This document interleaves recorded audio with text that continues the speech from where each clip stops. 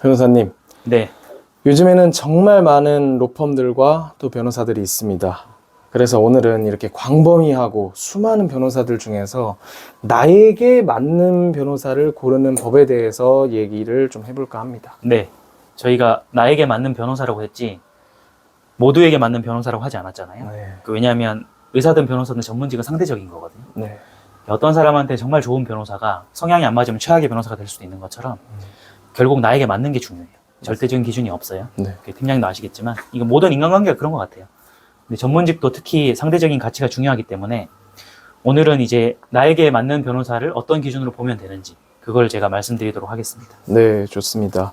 그러면 어떤 일이 생겨서 이제 변호사를 찾을 때 네네. 가장 먼저 알아보고 확인해야 하는 부분은 어떤 것이 있을까요? 이게 이제 우리끼리는 다 아는 사실인데 네. 법조계의 오래된 관행이 사무장 있잖아요. 네. 법조계 팀장님도 아시겠지만 네. 사무장이 팀장님처럼 정상적으로 내근을 직원하는 건 전혀 문제가 없고 변호사 일을 대신하는 분들이 있어요. 특히 이제 법률 상담을 대신하는 분들. 네. 나는 변호사랑 상담받고 싶어서 돈까지 내고 시간을 들였는데 막상 나오는 사람 변호사가 아니면 그러면 돈 날리는 거죠. 어떻게 보면. 네. 물론 사무장도 법률식이 있다고 하지만 나는 법률 상담을 받는 거니까 당연히 이제 변호사가 직접 상담해야 돼요. 저희 같은 이제 젊은 변호사일수록 직접 상담을 하는 트렌드가 자리 잡았는데 뭐 한 50대 이상 네. 과거의 변호사들은 여전히 사무장들이 상담하는 데가 있다. 변호사는 나오지도 않고. 네.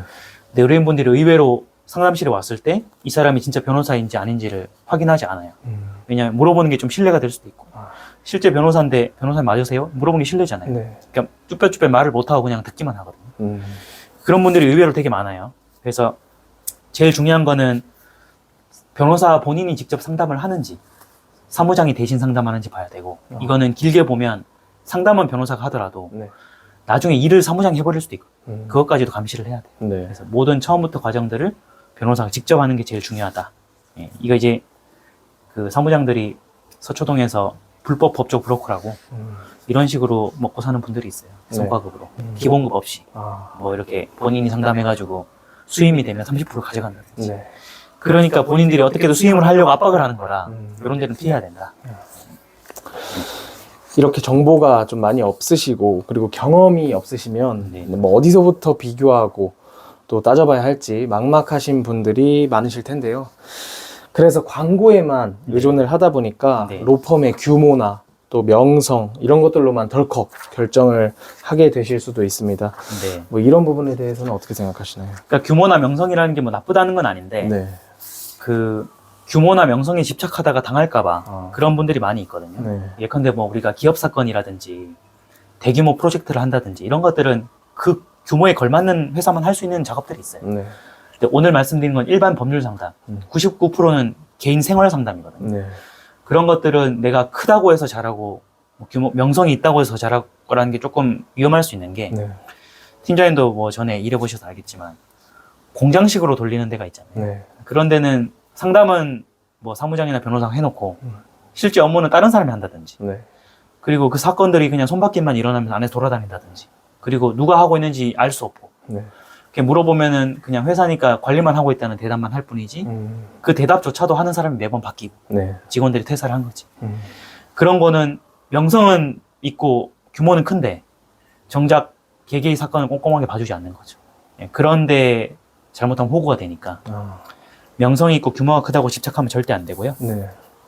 그 다음에 그 스타 변호사가 있다, 뭐 언론에 알려져 있거나 이따가 더 말씀드리겠지만 네. 그런 사람들도 사실은 좀 위험해요. 음. 그 사람이 직접 소통을 하면서 진행을 하면 괜찮은데 네. 그 사람의 브랜드 가치로 수임을 한 다음에 실제 업무는 다른 사람이야. 스타가 아닌 사람. 네. 네, 그런 사람이 하는 경우도 있으니까 주의해야 된다. 네, 이 말씀을 드리고 싶네요. 방금 변호사님께서 말씀을 해주셨는데 이 간혹 보면 변호사님들 중에서 정치 활동을 또 하시고 네. 또 방송 출연을 많이 하시면서 이렇게 외부 활동을 많이 하시는 분들을 네네. 뭐 소위 스타 변호사님들이라고 하시잖아요. 네. 의뢰인분들은 아무래도 이런 유명하다 보니까 유명세에 이런 변호사님들에게 맡기고 싶은 유혹들이 굉장히 그렇죠. 많으실 것 같은데 이 부분에 대해서 또 듣고 한번 넘어가 주신다면. 이건 이제 주변에 아는 사람이 없거나 변호사가 없을 때 이런 일이 벌어지는데요. 어차피 모르니까 네. 같은 값에 유명한 사람 맡기자 이런 유혹에 빠지는 거예요. 근데 저희 축구 클린스만 감독이 사퇴했잖아요. 네. 클린스만이 명성으로는 전 세계 탑이거든요. 아, 그렇죠. 근데 클린스만이 K리그에 보지도 않고 관심이 없잖아요. 네. 그거 말고도 일이 많은 거예요. 음. 뭐 부른 데도 많고 방송, 언론, 기고 이런 거 많아요. 전 세계적으로. 그러니까는 한국에 있지도 않고 맨날 미국 돌아다니고 이러잖아요. 네. 그러니까 우리가 결국 사퇴한 것처럼 그 변호사 중에 이렇게 TV만 틀면 나오거나 지금 요즘에 또 선거철인데 아, 공천 신청해가지고 네. 뭐 선거운동하러 다니거나 이런 사람들도 당선되기 전까지는 가능하거든요. 활동이. 네. 그리고 떨어지면 또 활동하고 음. 다음 선거철에 또 나가고 이런 분들이 있어요. 네. 그러니까 언뜻 생각하면 되게 유명하다고 알려져 있는데 본인이 유명하다고 생각한 이유가 변호사 본업으로 유명해진 건지 아니면 뭐 정치나 사업이나 다른 활동으로 유명해진 걸 잘 봐야 돼요. 만약에 후자라면은 네. 아무래도 그쪽에 시간을 쓰고 에너지를 많이 쓰기 때문에 내 사건은 볼 시간이 없는 거죠. 그래서 그런 사람한테 맡기는 게 좀 위험하다. 네. 그리고 저희가 고객들 후기를 보면은 그런 데다 맡겼다 돌아오는 분들이 많아요. 아, 연락도 한 번도 안 되더라, 6개월 동안. 사건이 좀 방치돼 있어요. 그리고 사무장이 처리할 유혹이 빠지는 거죠.